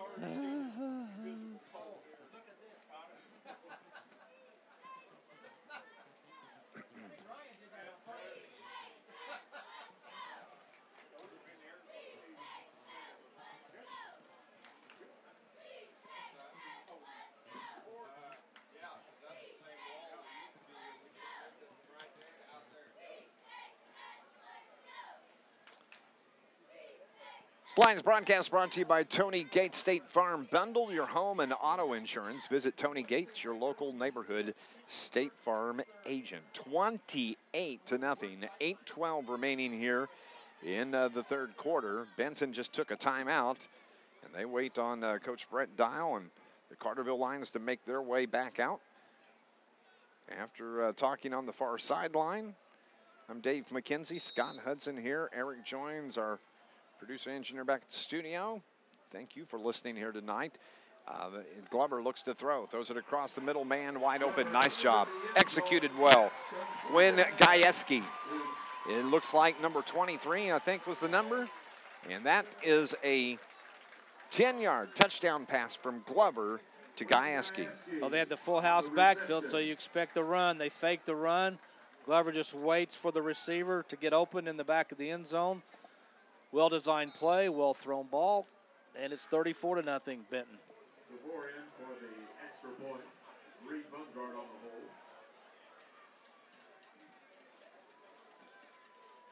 8:06 on the clock.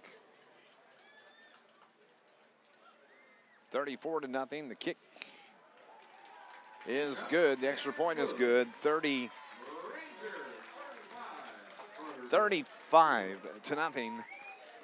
The Rangers over the Carterville Lions. Carterville's going to get the ball back. Coming up, News Radio WJPF.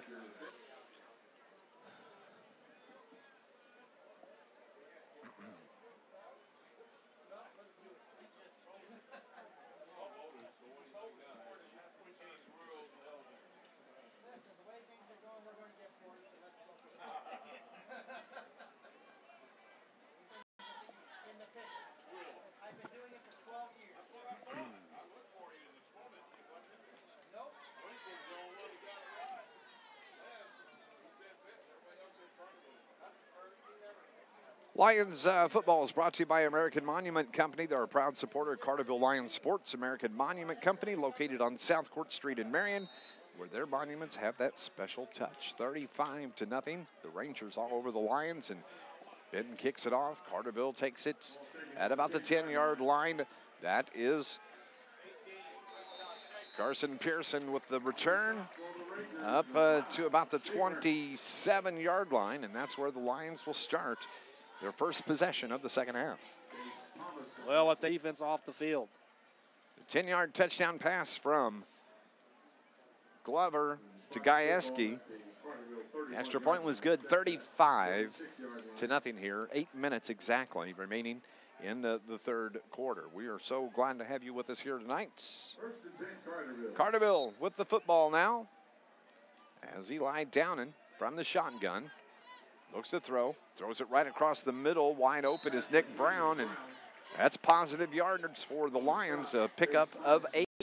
I expected him to throw. Right. And not as much as Coach Brett Dial probably expected to throw as well. 2 turnovers in the first half, an interception and a fumble. So here comes Downen now. The ball at the 35. The clock rolls.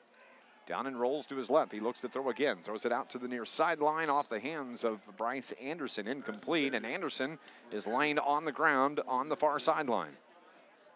Yeah, he landed awkwardly on the far sideline, and he's not moving.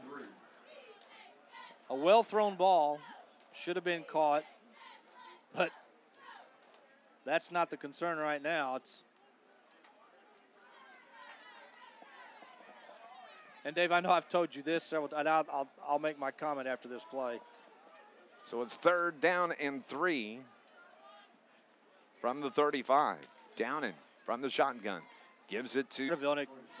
It comes from the Carterville quarterback. But what I was going to say is this is my 4th year doing Carterville football.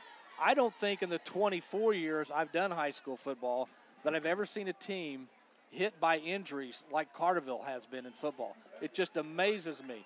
And it goes back a long, Michael, yeah. Back playoff years with Dennis Drust. You're right. Here's the pitch to Sumner. Out across midfield, tries to cut it to the sideline, and he's brought down. It's going to wind up being a gain of about 4. And Sumner is cramping up. He's a little bit slow. You can see he's needing to stretch.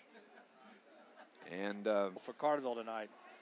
Real quick, the Heron-Waterloo game, the anticipated start time is between 10:30 and 11 tonight. They have to get the game in tonight because of the Troopers' funeral tomorrow. That makes sense. 1st and 10 here, the Rangers with the football. Nice play by Nick Brown off his defensive end position. I'm sure Nick's a little unhappy about the fumble. Yeah. So. I forgot about the Troopers' funeral. My son is going to be I just got a text going to that, saying they may not start that game back up till 11 o'clock tonight. We're clear here. We don't have to worry about that. Last year, this game at Carterville, what was it, midnight we finally left, I think, the stadium, midnight. And had to come back on Saturday. 35-0 here. 5:13, the clock rolls in the third quarter. Glover looks to throw. Throws it down the right side. Receivers there. Ball right on the money. Caught by by Baumgart. and he's pushed out of bounds.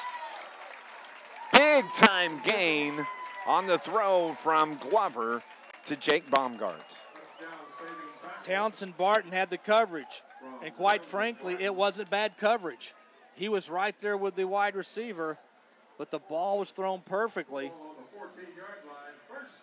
And Benton is getting ready to go up 42-0, folks. This will be a shocker. Rolling clock at 40. So what a beautiful pass from Keegan Glover to Jake Baumgart. The sophomore just put his hands out. The ball fell right into it. Big time gain is the give. Needing some help. Number 51 for Carterville, Chaz Burkle. He's going to go to the sideline. Here comes a replacement. Goes to the sideline under his own power. Benton gives it to Butler. Butler, touchdown. He was hit twice before he got to the goal line. Spun out of one tackle and dives into the end zone. 6-yard touchdown run from Tyler Butler. And now the score 41-0. And that comes at the 4:05 mark of the third quarter.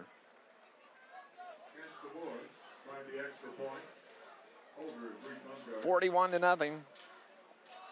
In to do the kicking, Chance DeVore and his green shoes. The snap was high, the good hold, the kick is up and good. 42-0. After the extra point was good. 4:05 on the clock. It's going to be a running clock from this point on. 42-0. The Rangers lead the Lions here on News Radio WJPF. All right, Eric, we're going to need to get commercials in. This is going to go quick, so any break, be ready.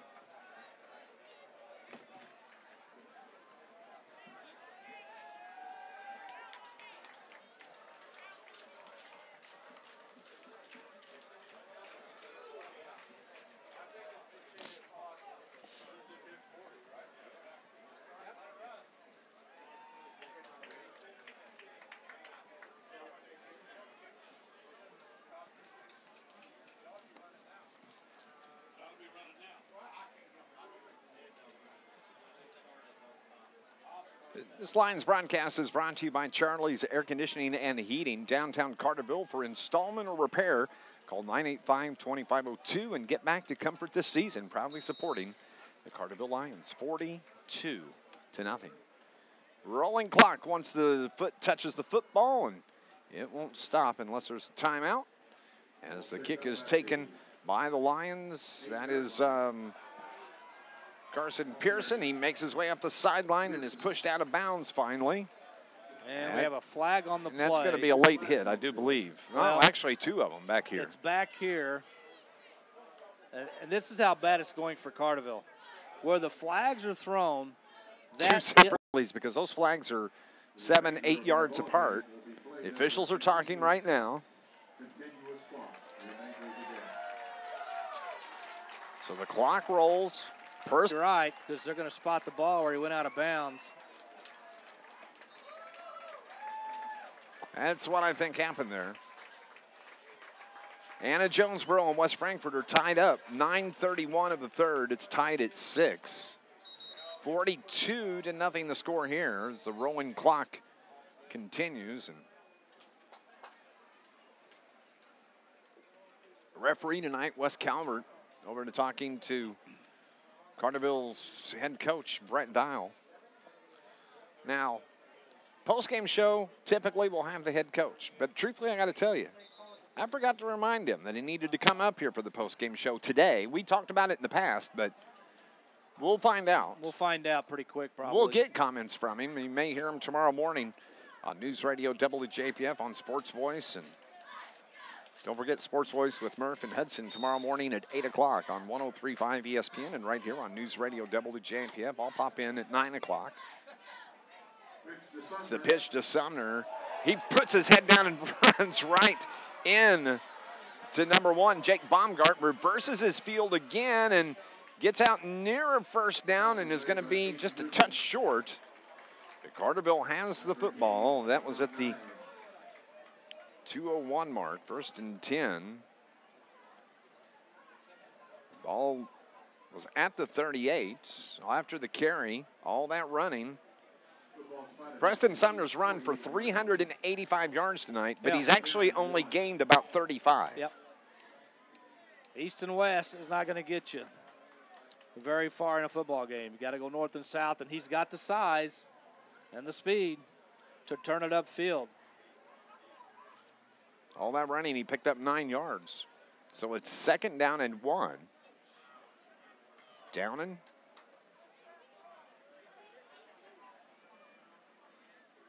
From the shotgun. Gives it to Zach Anson, I believe. Number 23 was the running back there. Didn't get it. Matter of fact, he lost about a yard or more. Only needed 1 for the first down and lost a couple. I thought that was number 23 with the carry, Zach Anson, the sophomore, 150 pounds. 42-0. Under a minute to go here in the 3rd quarter with the running clock. 3 receivers left side, 1 to the right. Downing from the shotgun. Quick screen, hits the ground, incomplete. And that's going to take us to the end of. And that's a pretty simple pass. I mean, you're probably 5 yards. Down is probably 5 yards from the receiver. You can't throw that one in at the top of the turf. You got to hit him right in the chest.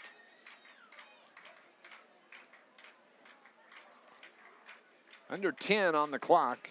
And that's going to end the 3rd quarter. At the end of the 3rd, it is 42-0. All Benton.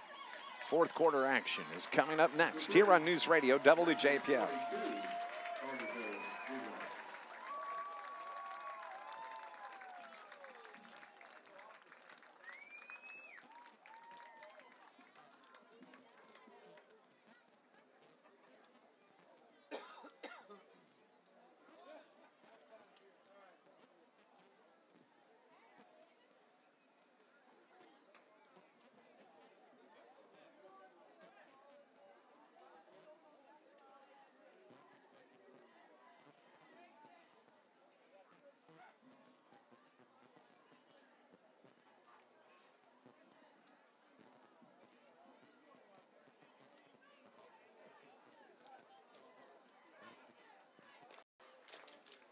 This Lions broadcast is brought to you by Renew, Home Renew, serving all of Southern Illinois. Protect what matters most with Home Renew. For roofing, siding, storm damage, repair, and gutters.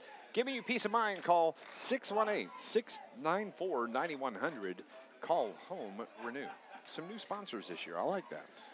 And we thank everybody Absolutely. for being a sponsor. Without sponsors, we don't do this. That's exactly. Very simple. And everybody watching on our YouTube channel, we appreciate that as well. 42-0. Wish we had a better game to present to you, but it is what it is. It's been all Benton in this game as they're trying to get the shutout. Carterville has the ball. Or excuse me, Benton.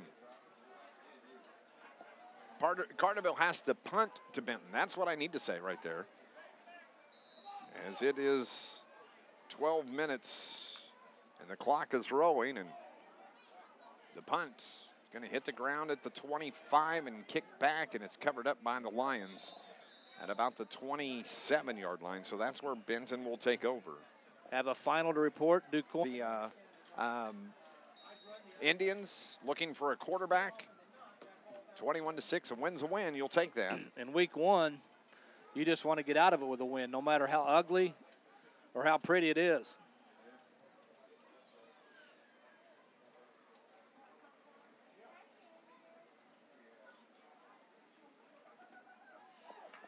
And it's give out across the 40-yard line to about the 45-yard line. The new quarterback for the Benton Rangers, number 7, Peyton Bayless, the 5'10 junior. He replaces Keegan Sr. He comes in to replace Tyler Butler in the backfield. It's going to be 3rd and 4 now from the 49-yard line. 42-0, all Rangers. Snap to the new quarterback, Bayless. Gives it to Niesel. Niesel gets it down close to the 40-yard line. They're going to mark it, though, at the 42-yard line. And that is first down for Benton. Next week, Carterville is at home for their home opener when they're going to host the Heron Tigers. Heron not going to finish up might their still football. be at Waterloo. I was just going to say, their game may finish up just in time to come to Carterville. Rain delay where they're at. Bayless makes a nice run, a gain of about 6. It's going to bring up 2nd and 4.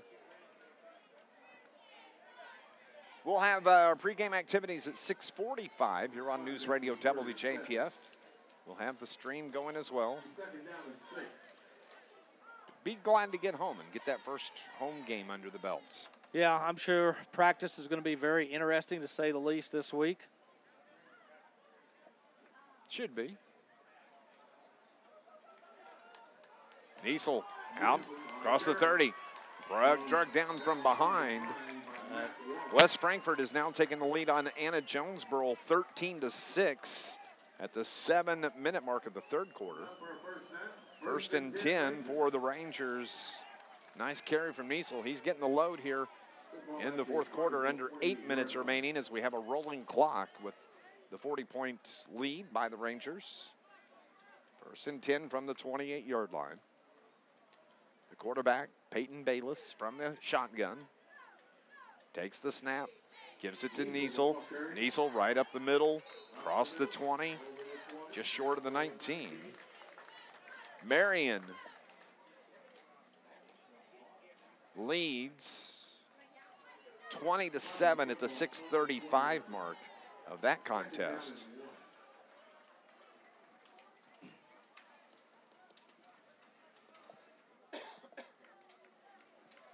Bayless takes the snap, fakes to one, gives to the other, and brought down. Nice job defensively by Carterville's number 62, Carter Vaughn, the sophomore, right there to break it up. And you look at the far sideline, it looks more like a MASH unit than instead of a football team. 3 starters hurt tonight, all key contributors to this Lions team, and just hope that none of those injuries are serious. I never did get another eye on Bryce Anderson. I think he's sitting over on the bench. I thought I saw an ice pack, but it's kind of hard to tell. You had Bybee, Tuttle in the first half, Anderson here in the second half.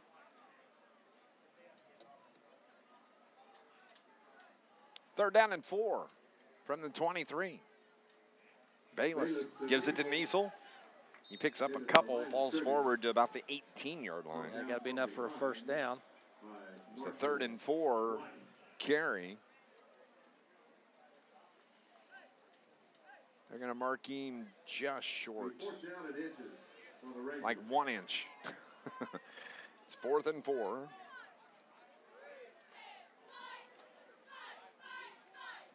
The center's just going to fall forward with it.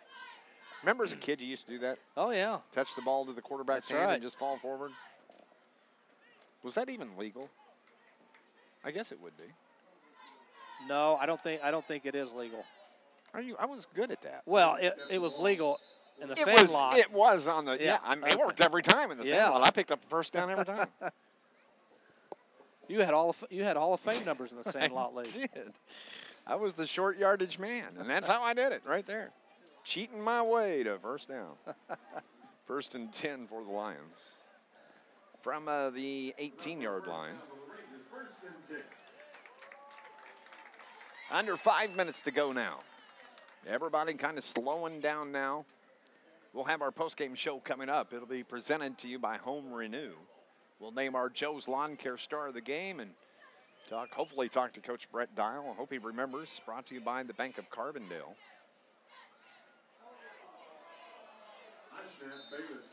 Snap was over Bayless's head. He has to retreat his way back to about the 28-yard line. Here's another surprising score. At the end of 3, Mount Vernon and Taylorville are tied at 14. Taylorville preseason was ranked in 4A. Yeah. And Mount Vernon, who has top not had 5 in 4A, if I remember right. Mount Vernon has not been very good in football for a few years, and they're tied at 14 after 3. How about that?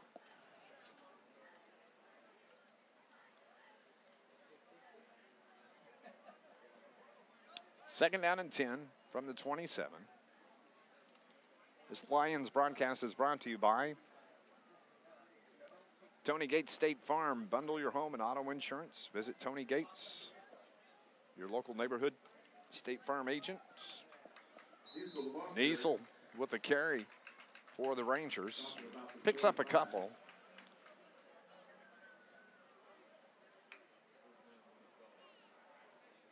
The clock now under 4 minutes. 2:17, or excuse me, 3rd and 17.